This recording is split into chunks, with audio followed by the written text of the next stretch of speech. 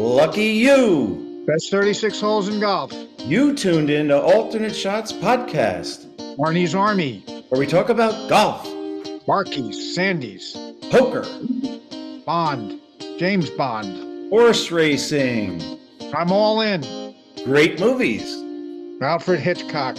We have no script. And down the stretch they come. We're glad you joined us. Frankly, my dear, I don't give a damn. Whoop, let's start again. Well, Alternate Shots fans, you probably thought we were never going to get back to the 36 holes, the greatest 36 holes in golf. We left off some moons ago, Billy, on April. Yeah, I think I lost a ball. We finally found it. We lost the ball. We lost our caddies. We lost our foursome. We're on the Rain delay. We're on the Lightning 90th whistles. Wingfoot. Rain delay. We've been through a couple of hurricanes. We're going to get to 9 West, but I wanted just to say Happy New Year to everybody. Golf is on mine today in this episode. We're going to call this one 9 West. We're going to preview that par 5 at Wingfoot. Often used as a par 4 in championships. We're going to talk about that Mongolian reversal there too. But before we get going, I just want to recommend, I don't know that you can see this, but I have a great book here written by James Dodson. And James Dodson has written a lot of very significant books. He talks about Herbert Warren Wind as Herb is sipping his celery soup. He talks to him about Herb back in the early 2000s in preparation for one of the books he was writing. And Herbert Warren Wind said, that's a great idea. I'm paraphrasing. But, there's always been threes. And this book, The Triumvirate, is about the year that Byron Nelson, Sam Snead, and Ben Hogan, perhaps the greatest triumvirate when you count number of wins in majors, were born. But also, you mentioned it earlier, that's what ship went down in 1912. The Titanic. Yeah. The unsinkable. Yeah. A tragedy. And also, in this book, it's interesting, electricity was just coming online big ways. They talk about here, he says, in 1912, Boston Electric Show was on display in 1912, the same year that these guys were in diapers, Snead, Hogan, and Nelson. Electric devices, quote, electric devices unheard of just 1 year ago are to be exhibited in full operation. Inventions which make the fable of Aladdin and his magical lamp seem prosy by comparison. And he goes on, there were special motion pictures displaying how dedicated electrical current would soon transform businesses from accountancy to coal mining, how it could count money in banks and permit a clerk in one bank location to inquire about a customer's account balance from a separate building. Can you imagine? And that's when Sam Snead, Byron Nelson, and Ben Hogan were born. And they were about to change the world of golf too. So, yeah, well, that's a big deal. Well, you're absolutely right, and I guess you brought me to this quote. I'll have to go back to this because Dodson is talking to Arnold Palmer, and he asked him, whether those guys were big in the question of the golf historian. He says, "There's no question." This is Palmer. Because before Dodson could ask him another question, he says, there's no question in my mind. They paved the way for the rest of us. And Dodson's answer was, you mean the big three, Palmer, Nicklaus, and Player? He said, no. He says, no, Arnold came back. I mean, all of us, you, me, anyone who loves golf. That's quite something to say for people give credit to Arnold Palmer for putting golf on the map. Someone talked about watching Palmer come to life on color television in the early 60s, right? Fabulous. And to see how they won. Palmer's awareness of the importance of sharing the sport and recognizing that it wasn't just for the elite and the all-powerful golfers, that it was a sport for everybody to fall in love with and on every level. How many 36, 32, 28 handicaps do you know that go out and play anyway? It's an amazing game, and Palmer had his finger on the pulse of the people and recognized that, and he was he was smart enough to know how important the game survival was, not just for them, but for everybody, because it was so popular for the amateur. And I've said before, what other sport can you actually go play the same place they play? Literally the same place. You can With play the them, same place if you with want to. them. You can't go to Yankee Stadium and play. You You can can't. play baseball, but you Oh, can't you play could at Yankee rent out Stadium. Yankee Stadium and play on an off day, but you're not going to play with Mickey Mantle. And unless you got a lot of money, they're not going to let you play on the main field anyway. I worked at WOR-TV years ago when they were doing Met games, and they let us play softball there, but home plate was third base. So they let us play on the outfield, but not the infield. Yeah, And that, that was a that's treat. yeah. So you think about that, and this picture here, we're looking at Winged Foot, the first national open that Winged Foot had was in 1929. You can see it's June 27th, 28th, and 29th. There's a little wrinkle. 3 days. Nowadays, Yeah. the championship is 4 days. Why was it 3 days? Well, they were the precursor of the Live Tour. No, they weren't. They were tougher. The last day, which was usually Saturday, they played 36 holes to finish up the. Right. Right. It wasn't 54 holes. It was just 3 days. Yeah. Now, they may not have started with 156 competitors, but it's fabulous. And back to the American Triumvirate, I recommend it very highly. It's hard to put the book down. Most golf books you can put down and read over 2 years. I think I'll read this book in a week. But he goes back and he talks about if there wasn't a Billy Joe Patton, there might not have been as exciting. Billy Joe Patton was kind of Arnold Palmer before Arnold Palmer nearly won the 1954 Masters. Turned out that Snead and Hogan tied. Patton was one stroke behind. He had a 7 on the 13th hole. He was in Oh that boy. tree clumps of trees that Mickelson was in over there on the right on the par 5 at Augusta, that shorter par 5 with the raised creek in front, right? And he stood there for a while and he finally went for it and dumped it in the water and dumped it and ended up making a 7 and missed out by the playoff by 1. Wow. I think he has something, maybe he and Curtis Strange can talk about that one because Curtis could have laid up too. It's just And fabulous how, and then you're talking about Curtis Strange, who's not current, but he's 15, 20 years ago. He won 2 opens. back to back. Yeah. Yeah. And then you go all the way back to, well, even the Masters isn't that old a tournament, but you go back to the US Open and the Open Championship. So the incredible thing about golf is as much as equipment has evolved and popularity, so there's more players, the essence of the game has never changed. So regardless of whether there's 1,000 people playing or 2 million people playing, they all feel kind of the same drive for the game once they get into it. That's never changed. Well, yeah, you look at this shot here, and I'm going to just use my privilege to say this guy's hitting a long iron or a 4-wood off the fairway trying to get home on the 9th hole, which is coming back to the clubhouse, as we know. There's a guy over there on the left. It kind of looks like he's got a camera in his hand. I'm sure it's not a motion picture camera, right? Maybe it was. Maybe they had a couple back then. We do have motion pictures of Bobby Jones back then. Yeah. Making that putt. Before the Open had begun in 1929, golf was at its highest point ever. Bobby Jones was at the peak of his career, and this was a sporting event that the whole world was paying attention to. His opening round, he ended up setting the course record, 69, first time he ever broke 70 in the US Open.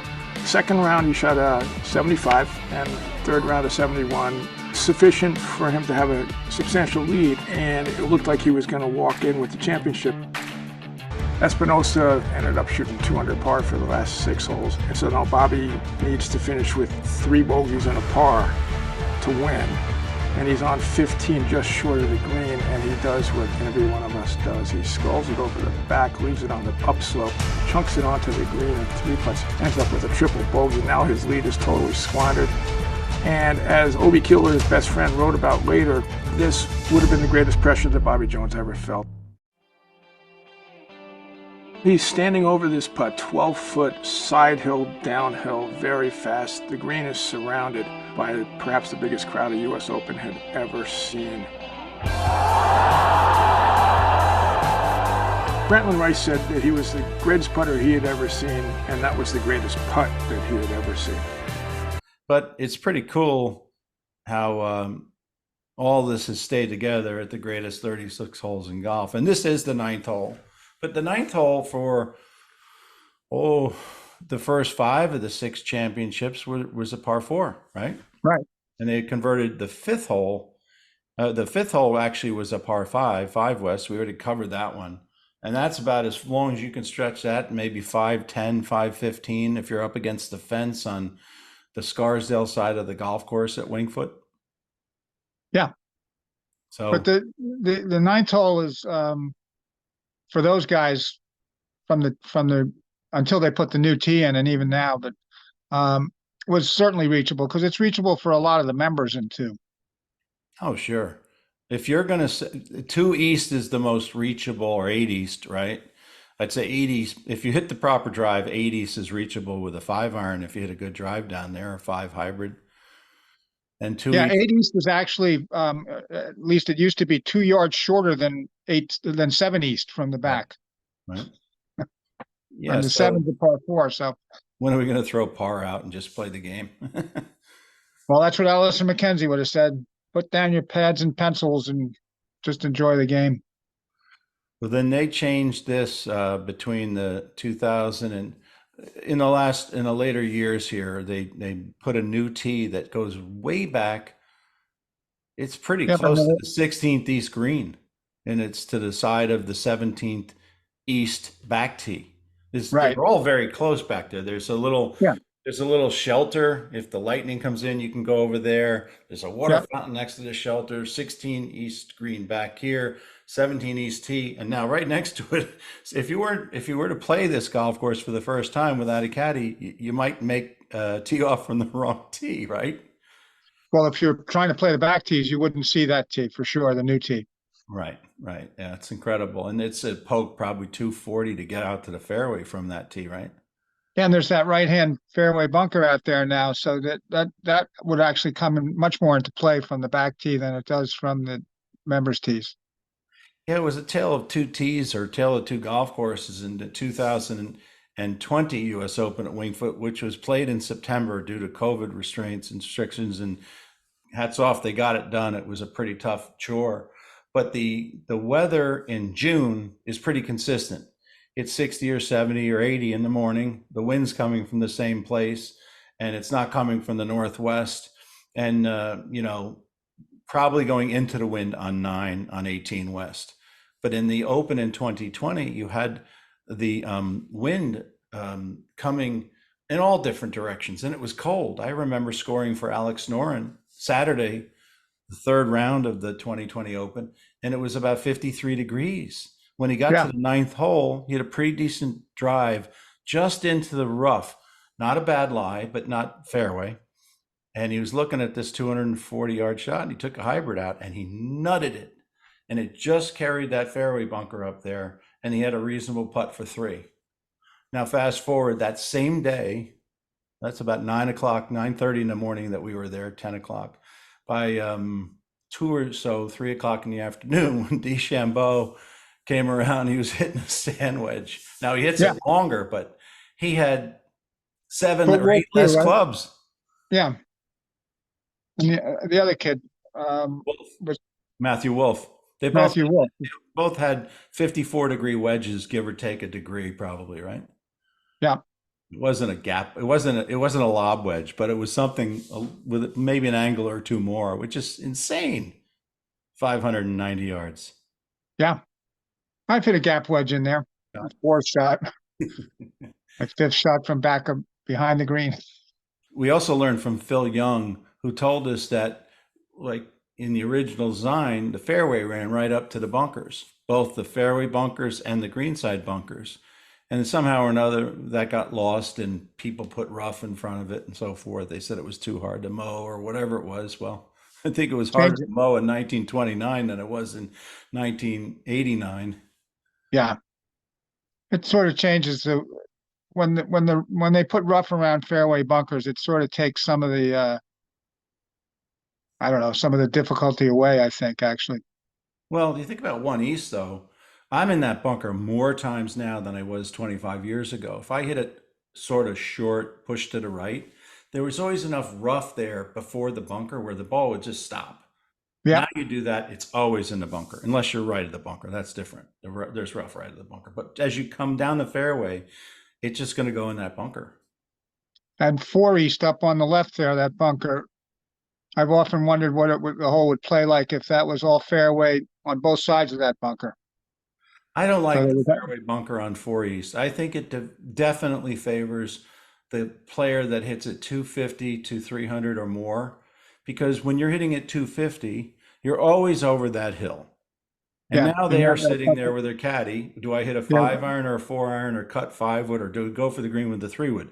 Never thinking about that bunker. They never never. think about it. Everybody No, else who hits it normal length, 220, they're always got to has think to about it. you have to hit it towards that bunker on your second shot. You have to hit it left on your second shot for the normal player, and that's what brings that bunker into play for us. What did Phil Young teach us? What's it called? The dominant. He had a term for it. Yeah, the dominant bunker. No, it wasn't the Dominic bunker. It was something else. It's like you say on 2 East, that bunker on the right is in your head until you get by it. Yeah, 2 East is a very simple par 5, birdieable, and if you hit two good ones, you might eagle it. Short But of that hitting it in bunker on that the right bunker, tends to make you hit it too far left off the tee sometimes. So, I'd you still know, rather be left. You know, oh, absolutely. 20 But years ago, you had those pine trees over there, and you had trouble left. But the rough is bad over there, but it's still better than being in that bunker where you have to hit a wedge out. absolutely, absolutely. But Now you that's hit the a whole wedge out, and you've brilliance got of it. 240 to 230 for your third shot, so you're not going to make a par. Yeah, you're not even up to Lambert's Drive yet. What else? What else comes out in your mind on nine? 9, it's a hole that it will change a match. It's a feel good hole for most players. You think maybe I can catch a birdie here. You don't have to be super great to make a birdie there. I've seen some amazing stuff happen on that hole, as we all have, hitting it in two or getting up and down from the right hand bunkers. And the bunkering around that green is awesome, especially the front right bunker. That's got to be in your head all the time. How many times have you hit your second shot and said, "Did I clear the bunker? I'm in the bunker. Must they get past the bunker?" And you don't want to be in that bunker because then you have like a 40-yard or 50-yard bunker shot, which puts the clubhouse in jeopardy. I'd almost rather be in the right rough, 60 yards, 10 yards in front of that bunker, right rough with my wedge. Even a just simple 20 footer, because wing foot, if you're a little aggressive on a 20 footer, you've got a 4, 5, or 6 footer, and those are no gimmies. Never. They're never a gimme. And that green is very deceptive. It's a very tough green. It's usually not the subject of the conversation because it is a reachable par 5. So you're going to make your fives a lot. But you put that pin in that 3/4 of the way back on the right in that little valley, you go too far, that thing will run right off the green. Into It's the a very bunker. difficult green.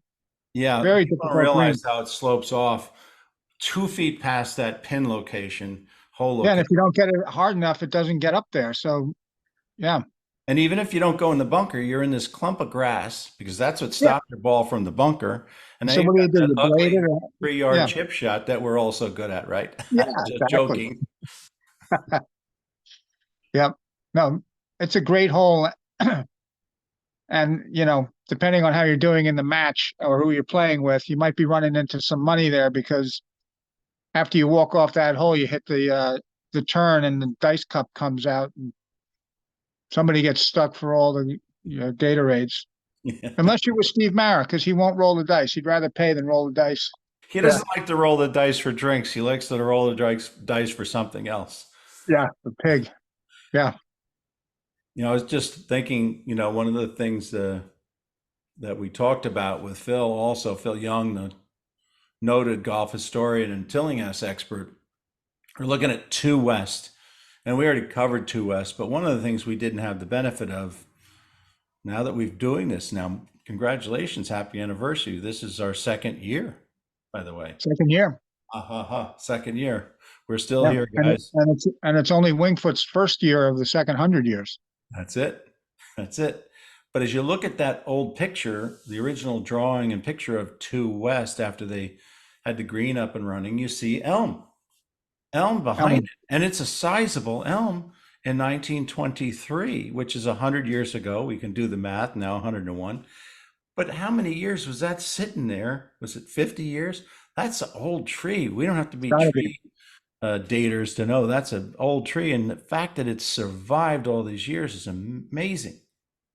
Well, it's been there since the course was open, so it's at least 100 years old. And like you say, how tall was it then? Tillinghast wanted it to be the hole was built around that tree. He wanted it to be a specimen tree, so it had to be pretty impressive back then. So thinking of it now, and it sits up on that hill. Again, I'd love to see them clear out some of the stuff on the right of 5, so you'd be looking at that elm coming up 5 as well. But if that's the least of our worries in the If world. you come up the left side of 5, you get half the impression that you're looking at because that elm is there and you're looking at it across and you don't have those Right, trees off to the side of 6 West T right, blocking you. But you're right. absolutely right. And I can tell you from firsthand experience, I knew that tree was there when I hit it into it or I hit next to it. But from the fairway, it wasn't that standoutish as it is these last number of years as they've made that more prominent or Right. whatever the right word is, and it just makes that hole and that whole second shot. And then we talked about that green. You better bring 2 more clubs when you're approaching that green because that is the definition of the second shot that Tilling has wanted to defend against. Correct? Yeah. And that the second shot into that hole, I think, is a deceiving shot. Even if you've nailed it down the middle of the fairway, which is hard enough for guys like me. But the second shot, you got to carry that right hand front bunker, but you don't want to be too far left and have to deal with the tree and standing up against the tree or down below where the tree might be blocking your way to the pin. You don't want to go deep because the green runs back to front so much. It's an example, as we've said before many times, of how in tune to what he was doing Tillinghast was.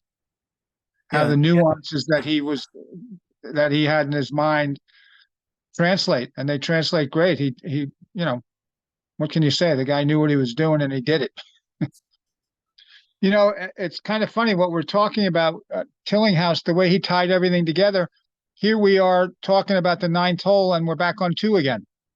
And that's what's kind of amazing about the design. It's like one part reminds you of another part, or one thing leads to another. The way the whole thing comes together, it goes back to Tillinghast talking to the architect before, citing the clubhouse first. Well, that's the standout on 9, in my opinion. If I forget everything on 9, I'm not going to forget I'm going into the clubhouse, and I've seen it those 500 some odd steps I'm taking, Yep. yards or that. But And if it's really bad, you can make a break off the 10th tee to the parking lot and get out of there. yeah, yeah. But we also talked about that Wendehack consulted with Tillinghast, not for the first time. As Young said, they did a number of collaborations, and that was all about, as you aptly said, it was about the location of the clubhouse and it being in the middle of the 4 different teeing grounds.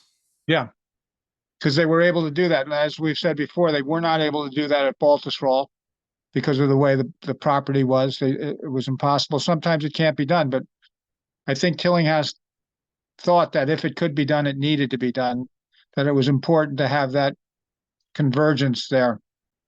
You think about it, I just thought about it. Look at Wingfoot. If you're standing on the clubhouse and you look 360 degrees, there's flat areas. If you're on top of the clubhouse at Baltusrol, there's about half that because you've got the mountain ridge on the right side as you come behind you can't go that way. can't go that way. So you lose the 150 or so degrees over there, and that's why you can't have four different teeing grounds on Thursday. Right, you can't put the clubhouse down in the middle down there. That wouldn't work either.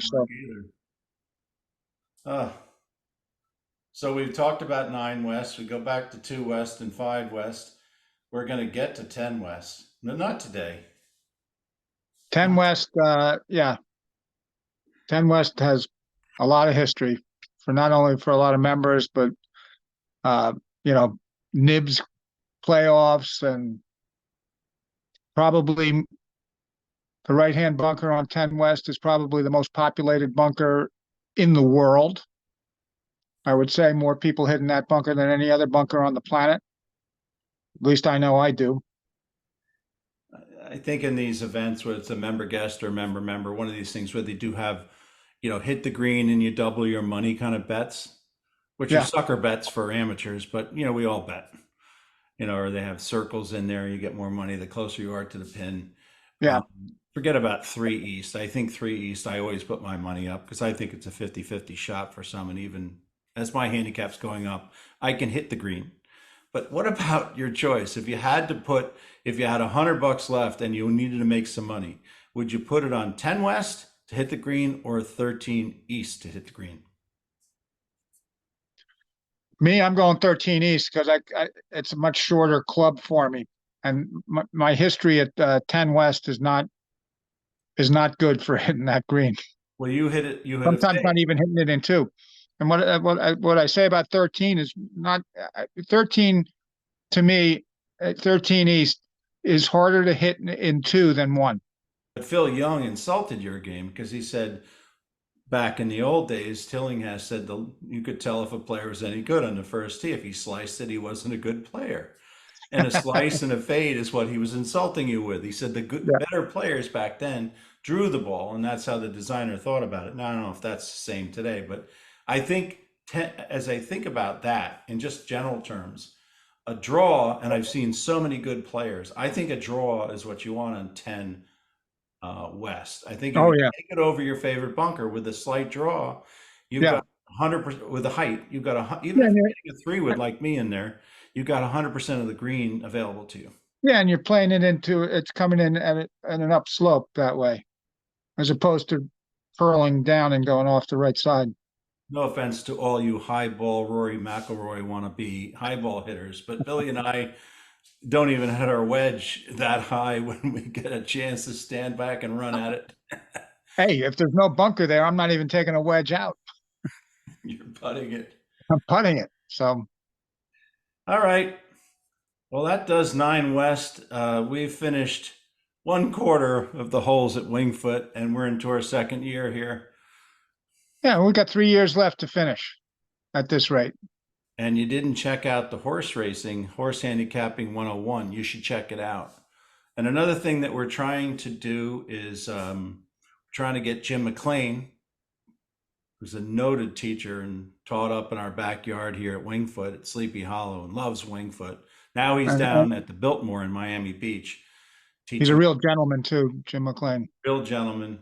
And today is the first day also of the 2024 PGA Tour season, a Century tournament starting out at the Ritz-Carlton in Maui. And our guy, we have to say this, congratulations to Eric Cole, the PGA Tour Rookie of the Year. Take I that, think we put him up. Ludwig Oberg. Take that.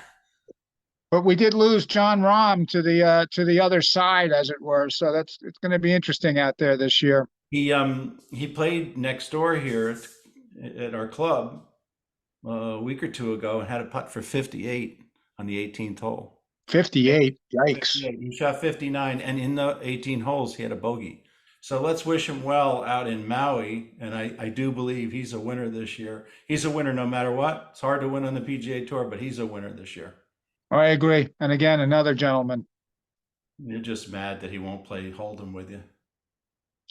No, but I'll try and get him in a Wolf game if we can talk him into coming up here. He'll play the Wolf game. I'm sure he will. Why But you'll wouldn't have he? to say he only gets points if he makes birdies. No pars for you, Eric.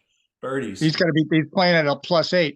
You're going to make a 3 for 4.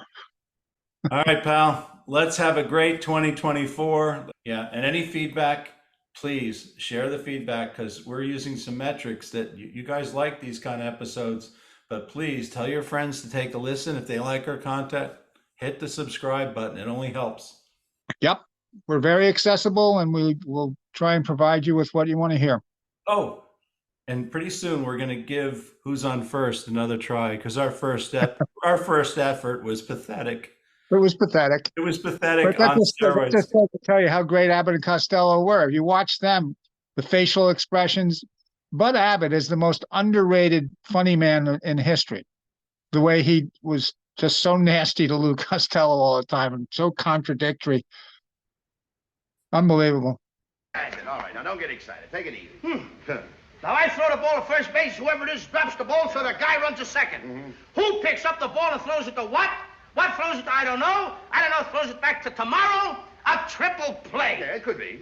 Another guy gets up and it's a long fly ball to because. Why? I don't know. He's on 3rd, and I don't care. What was that? I said, I don't care. Oh, that's our shortstop. Why are you laughing? Well, at least we have the laugh to add at the end. Right. We've gone from 12 handicaps at this to 19 handicaps in just a week. That's what happened. Somebody changed my grip, and the next thing you know, I can't do the podcast anymore. I felt like I was in the first row of the first pew at church right during the sermon. And your brother was poking My you. brother was making me laugh. Thanks for joining us Casper. today. Billy We Harmon, really appreciate your Double feedback. Indemnity, And please Arky, subscribe to the Two show. Outer, Hit 'em Odd hard Job. and hit 'em off. That's 36 holes.